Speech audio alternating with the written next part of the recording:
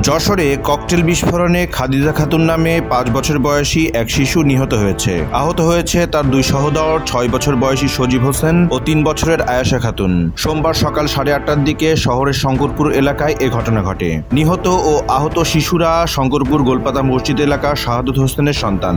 স্থানীয়রা জানায় সোমবার সকাল ৮:৩০টার দিকে শিশুরা শহরের ছোট নূরের মোড়ের পাশে একটি মাঠে খেলা করছিল। খেলার সময় খাদিজা বলের মতো দেখতে একটি বস্তু কুড়িয়ে পায়। সেটিকে বাসায় নিয়ে এসে অন্য ২ ভাই বোনের সঙ্গে খেলা করার সময় সেটি বিস্ফোরিত হয়। বিস্ফোরণের পর ৩ শিশুকে যশোর জেনারেল হাসপাতালে নেওয়া হয়। সেখান থেকে খাদিজাকে ঢাকা মেডিকেল কলেজ হাসপাতালে নেওয়ার পথে বেলা ১২টার দিকে মারা যায়। আহত বাকি দুজনের মধ্যে সজীব যশোর জেনারেল হাসপাতালে ভর্তি, আর আয়েশাকে প্রাথমিক চিকিৎসার পর বাড়িতে পাঠানো হয়। শিশুদের মা সুমি খাতুন বলেন, ককটেলটি তাদের ছেলে সজীব বাইরে কুড়িয়ে পায়। যশোর কোতোয়ালি থানার ওসি আবুল হাসনাত সাংবাদিকদের জানান, কুড়িয়ে পাওয়া ককটেল বিস্ফোরণে ৩ জন হতাহতের ঘটনা ঘটেছে। পুলিশ ঘটনাস্থল পরিদর্শন করেছে এবং ঘটনার তদন্ত চলছে। ওসি আরও বলেন, তদন্ত করা হচ্ছে ককটেলটি আসলে ঘরে ছিল না বাইরে থেকে শিশুরা নিয়ে এসেছে। ঘটনার পরপরই যশোরের পুলিশ ও সেনাবাহিনীর কর্মকর্তারা ঘটনাস্থল পরিদর্শন করেন। ডেস্ক রিপোর্ট, দৈনিক রানার।